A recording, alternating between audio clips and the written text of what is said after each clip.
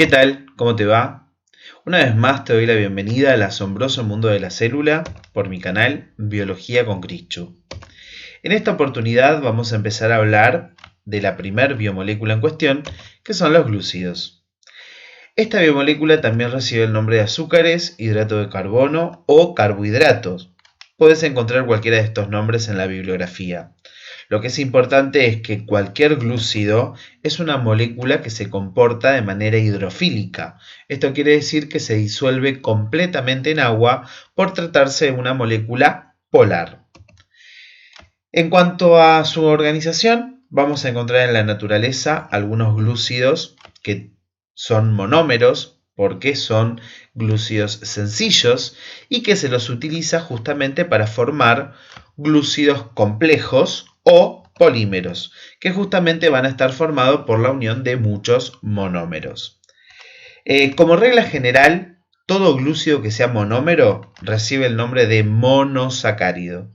Y justamente estos monosacáridos son los que se van a ir uniendo para ir formando los diferentes tipos de polímeros. De esta manera tenemos los disacáridos, que se forman por la unión de dos monosacáridos. Tenemos los oligosacáridos, que se forman por la unión de 3 monosacáridos hasta 20 monosacáridos. Y tenemos los polisacáridos, que se forman por la unión de más de 20 monosacáridos que se unen al mismo tiempo. Obviamente, si es el mismo monosacárido que se repite más de 20 veces, vamos a estar hablando de un homopolisacárido.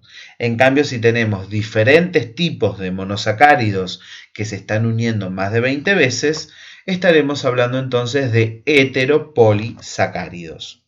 Ahora bien, ¿qué ejemplos de monosacáridos tenemos en la naturaleza? Primeramente, tenemos que tener en cuenta que todos los monosacáridos tienen la misma fórmula. Esto quiere decir que están constituidos por átomos de carbono, hidrógeno y oxígeno. Ahora, ¿qué cantidad de carbono, qué cantidad de hidrógeno y qué cantidad de oxígeno va a depender de cada monosacárido en cuestión? Como regla general, la misma cantidad de carbonos que tenga un monosacárido va a tener de oxígeno y por lo tanto va a tener el doble de hidrógeno. De esta manera, si un monosacárido está formado por 3 átomos de carbono, tendrá entonces 6 átomos de hidrógeno y tendrá por lo tanto 3 átomos de oxígeno. En cambio, si un monosacárido está formado por 6 átomos de carbono, tendrá entonces 12 átomos de hidrógeno y 6 átomos de oxígeno. De ahí en más, existen en la naturaleza un montón de monosacáridos. Los más importantes para nosotros en biología celular son los que les presento a continuación. De todos estos, claramente la glucosa es el más importante, sin embargo, no es el único que ustedes tienen que saber para el examen, ya que cada uno de estos ejemplos de monosacáridos cumplen una función muy importante para la célula. Ahora bien, estos monosacáridos se van a ir uniendo entre sí mediante una unión que recibe el nombre de unión O-glicosídica. Es una unión covalente en donde se está formando un grupo funcional que es el éter y en donde entonces los diferentes monosacáridos se empiezan a unir entre sí mediante esta unión glicosídica, que es una unión fuerte porque es covalente, en donde se forma un grupo funcional éter y por lo tanto se me empiezan a formar los diferentes polímeros.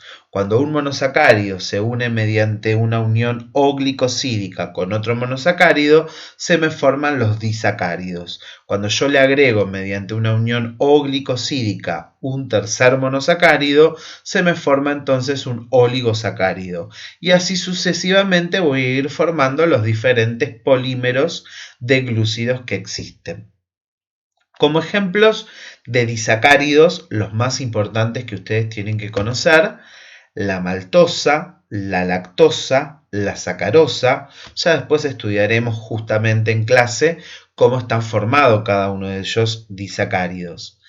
Dentro de los oligosacáridos no nos importa el nombre, pero sí lo que nos importa es que todos los receptores de membrana son oligosacáridos. Dentro de los polisacáridos depende si estamos hablando de homopolisacárido o si estamos hablando de heteropolisacáridos. Entonces, dentro de los primeros vamos a tener al glucógeno, el almidón, la celulosa y la quitina. Y dentro de los últimos, los más importantes son los glicosaminoglicanos, que son los que van a formar los proteoglicanos en células eucariotas y los peptidoglicanos en células procariotas. Por otro lado, ¿qué función cumple cada uno de estos glúcidos? Una piensa en el glúcido como algo dulce, como algo que utilizamos para tomar el té, el café o el mate. Sin embargo, los glúcidos, dependiendo de qué glúcido sea, van a cumplir diferentes funciones. Por lo tanto, vamos a empezar con los monosacáridos. Dentro de los monosacáridos tenemos, por ejemplo, la ribosa y la desoxirribosa. Cumplen función estructural porque son los azúcares que van a formar a los ácidos nucleicos como el ADN o el ARN. Después tenemos monosacáridos como la glucosa, la galactosa, la fructosa y la manosa, que cumplen una función energética.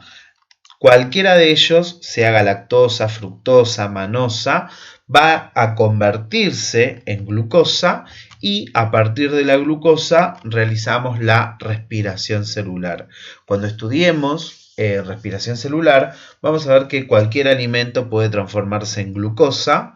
La glucosa tiene una fórmula que es carbono 6, hidrógeno 12, oxígeno 6, y a partir de la degradación de la glucosa vamos a obtener energía. Por lo tanto, la glucosa es una importante fuente energética justamente porque nos brinda muchísima cantidad de ATP cuando se degrada. Sin embargo, la que cumple función de aporte energético es la glucosa, no así la ribosa y la desoxirribosa, que dijimos que cumplen función estructural al formar ácidos nucleicos.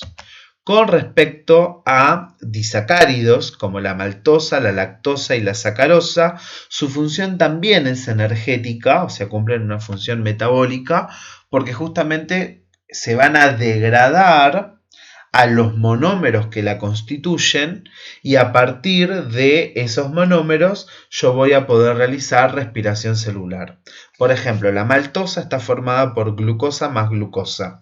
Entonces, cuando yo degrade a la maltosa, lo que voy a estar obteniendo es glucosa más glucosa.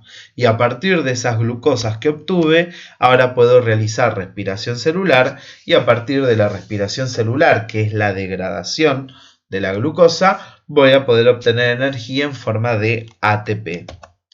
Con respecto a los oligosacáridos, todos los oligosacáridos actúan como receptores de membrana. En realidad son glucoproteínas o glucolípidos que se encuentran en la membrana plasmática y que sirven a la célula, le sirven a la célula para reconocer determinadas sustancias.